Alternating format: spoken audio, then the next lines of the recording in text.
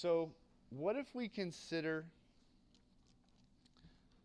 zinc hydroxide, which is ZnOH2? Innocently, it looks just like the formula for magnesium hydroxide. So we would expect to see the same thing happen. So we're going to look at what we know so far, and we can say that based on Le Chatelier's principle,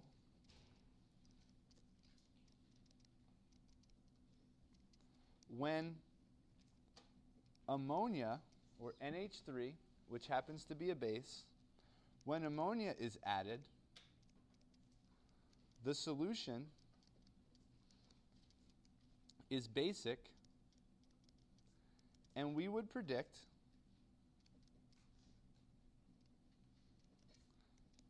the solubility of zinc hydroxide to decrease. And I'll put in parentheses, just like the magnesium hydroxide.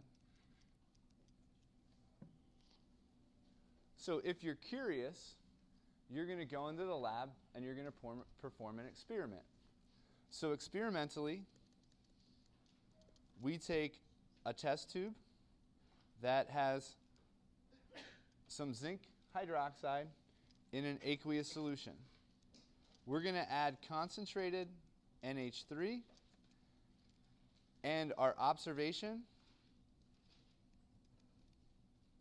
is that the precipitate completely dissolves. So as a chemist, you start jotting down references in your lab notebook, and you say stuff like this. And it's like, man, I thought I had all this chemistry down.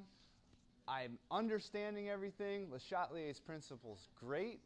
And then we go in the lab and we add concentrated ammonia, which is a base. It adds hydroxide ions, and this stuff starts to dissolve. So you can come up with a couple conclusions. Maybe you made the wrong experiment. So you do it again, it dissolves again. Do it a third time, it dissolves for a third time. So now you're like in the moment where, has anybody seen the movie Dumb and Dumber? So they're driving out to Aspen, Colorado, and we're expecting to see Rocky Mountains. And Lloyd Christmas says, man, that John Denver's full of shit.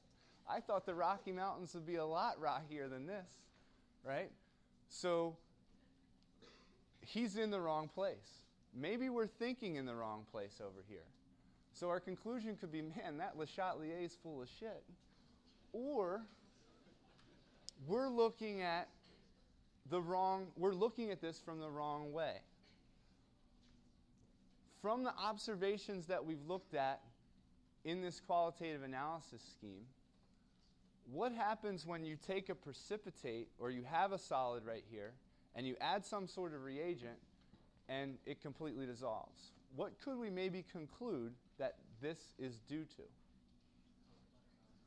So instead of getting all mad and pulling our hair out, if the precipitate completely dissolves, maybe it's this complex ion stuff. So when we look at the solubility, it would be great if we could just look at it in terms of Le Chatelier's principle and in terms of equilibrium expressions and adding one ion or subtracting another ion. But a lot of things happen, and in this case, just like the name implies, it's a complex ion.